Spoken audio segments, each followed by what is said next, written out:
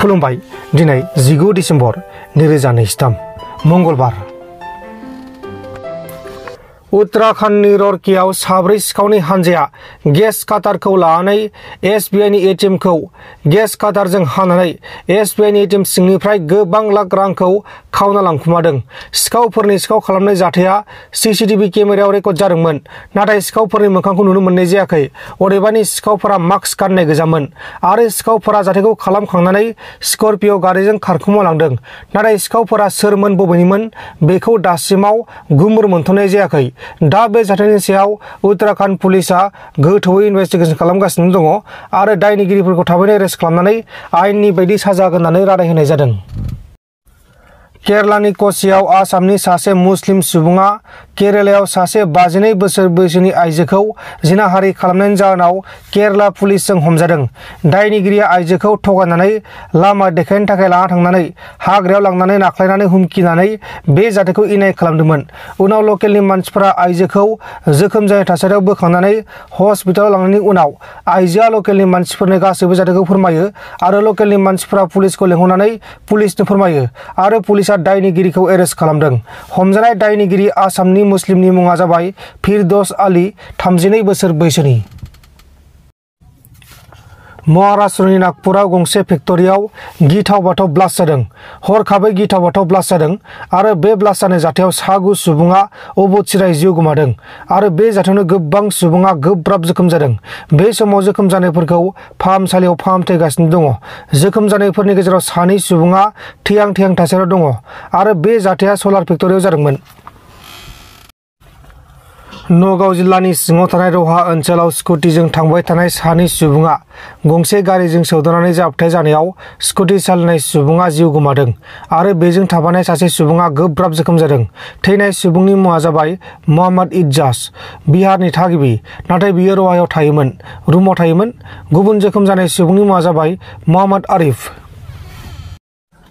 केरालानि त्रिशूराव सासे 38 बोसोर बैसोनि ड्राग्स फाग्ला आरो जौ फाग्ला सुबुङा ड्राग्स सोबखांनानै जौ लोंखांनानै न'आव फैनानै गावनि बिमाखौ गोबौ-अत्याचारजों गाग्लोबनानै इनाय बुथारदों आरो बुथारखांनायनि उनाव केराला पुलिसजों एरेस्ट खालामजादों।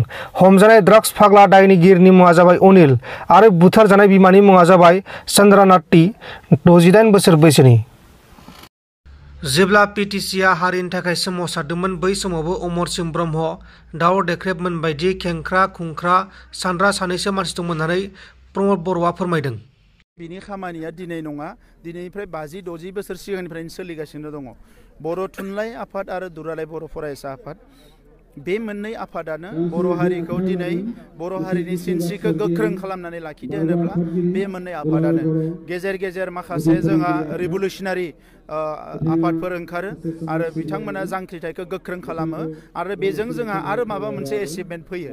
दा बर' हारिनि जि थांनाय 60-70 बोसोरनि जि साननाय हनाय, मावनाय दांनाय आरो राजखान्थि, बेवहाय मोनसे डाइरेक्सन होनाय, मोनसे दिशा होनाय, दिग होनाय मोननै आफादानो जाबाय बर' थुनलाइ आफाद आरो बर' फरायसा आफाद। दा नंखायनो आङो बर' माहारिनि साफ्रोमबो बर' फिसाखौ खावलायगोन, जाय जेरावनो थाया मानो बर' थुनलाइ आफाद आरो दुलाराय बर' फरायसा आफादनि फारसे अननाय, सिबिनाय आरो मोजां मोननायखौ अरायबो दोननांगोन। हारिनि सान्थौ सानस्रि, हारिनि एजेन्डा, हारिनि मिशन भिजनखौ लानानै आवगायलांबाय थानाय आफाद मोननैयानो बेनो आरो बेवहाय खुनु गुदुं गुसु मोजां गाज्रि थासारिया दुलाराय बर' फरायसा आफाद आरो बर' थुनलाइ आफादखौ मालाबाबो थांखिनिफ्राय दोरोद होनो हायाखै। दा बेखौ जाहाथे बयबो बुजियो आरो जों बयबो बुजिनांगोन। दिनै बड'फा उपेन्द्रनाथ ब्रह्मनि साननायनि जि मोनसे गुबै बिथांनि जि साननाय हनायमोन, सानस्रिमोन, बेजोंनो दिनै बर' हारिखौ जों दैदेननो नाजागासिनो दङ। नंखायनो बर' हारिखौ गेरेमसा हारि माहारि महरै दानो जि आयदाफोरखौ गोख्रों खालामनांगौ, बे आयदाफोरावनो जों खामानि मावगासिनो दङ। गंजि कलेजनि खोथाया गोबां बेरखांबाय थादों। गंजि कलेजनि खोथाया थाबैनो जागोन। बेवहाय माखासे एनरलमेन्टखौ लानानै मोननैसो इसु ओंखारदोंमोन, नाथाय बेखौ जोङो सल्भ खालामनो हाबाय आरो खम दिननि गेजेरावनो बेखौ जों फोसावगोन। अमरसिंह ब्रह्म आरो बै नैबे दावराव देख्रेब बिथांमोना जिहेतु माने दायो चेलेन्ज खालामदोंमोन जे आबसुखौ नैबे बिटिआरनि माखासे दफाफोरखौ लानानै बिथांमोना जिहेतु पिआइएल खालामनानै होदोंमोन, बे बेलायाव बिथांनि आङो बेफोरबायदि खोथाफोरखौ रायलायनो साना सोरबा सोरबा बेटिग्रम मानसिफ्रा गोदो गोदायनिफ्रायनो दङमोन जेला पिटिसिया सोमावसारदोंमोन बै समावबो साफा सानै मानसि दङमोन एबसुआ सोमावसारदोंमोन बै समावबो दङमोन बिएलटिनि सोमावसारनायनि समावबो दङमोन एनडिबिनि सोमावसारनाय दङमोन बर' हारियाव साफा सानै मानसि बेबायदिनो खेंख्रा खेंख्रि सानग्रा थायो बिथांमोननि थाखायनो मालाबा मालाबा खहा जायो नाथाय बे खेंख्रा खेंख्रि सानग्रा मानसिफ्रा कन्ट्रिबिउसनथ' जेबो होनो हाया बिथांमोना माने माखासे उसुबिदाखौ लाबोयो दा बेबायदि साननाय मानसिफोरनि सायाव आंहा जेबो बुंनांगौ गैया जाय हायोबा हारिनि मोजां मावनांगौ हायाबा जिरायना थानांगो नाथाय बेबायदि खेंख्रा खेंख्रि साननाय उल्टां फाल्टां साननायखौ